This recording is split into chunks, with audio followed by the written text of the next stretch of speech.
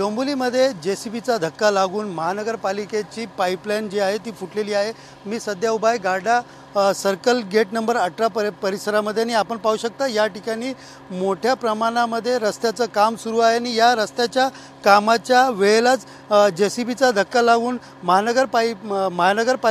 महानगराची pipeline जी गॅसची pipeline आहे ती या ठिकाणी पूर्ण फुटली होती आणि त्यामधनं वायू गळती होऊन परिसरामध्ये मोठ्या प्रमाणात वायू गळती झाल्याने भीतीचं वातावरण या ठिकाणी पसरलं होतं। एकंदरीत याची माहिती महानगर गॅसच्या कर्मचारी असतील, अग्निशामक दल असेल यांना मिळताच महानगर गॅसचे कर्मचारी घटनास्थळी दाखल होत या ठिकाणी युद्ध पातळीवरती काम सुरू केले आहेत। आपण पाहू शकता या ठिकाणी जे कर्मचारी आहेत यांनी या ठिकाणी फावडे त्याचबरोबर टिकाव हातात घेऊन जी ढिगाऱ्याखाली पाईपलाईन फुटली आहे ती पाईपलाईन या ठिकाणी काढून ती दुरुस्तीचं काम सुरू केलेलं आहे। काही वेळापूर्वीच या ठिकाणी जे आहेत ही पाईपलाईन गळती झालेली जेसीबीच्या धक्क्यामुळे आणि परिसरामध्ये पूर्ण वायू गळती होत होतं आणि मोठ्या भीतीचं वातावरण होतं। मात्र त्या ठिकाणी तत्काळ या ठिकाणी भारत गॅसचे जे कर्मचारी आहेत महानगर गॅसचे जे कर्मचारी आहेत ते या ठिकाणी पोचले आहेत आणि या ठिकाणी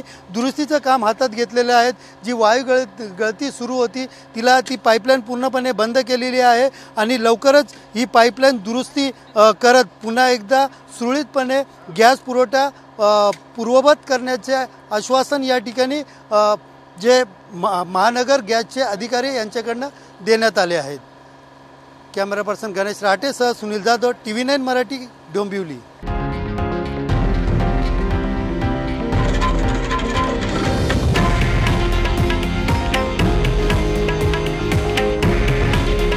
हे आहे देशातील नंबर 1 न्यूज नेटवर्क आणि आपण पाहत आहात TV9 मराठी।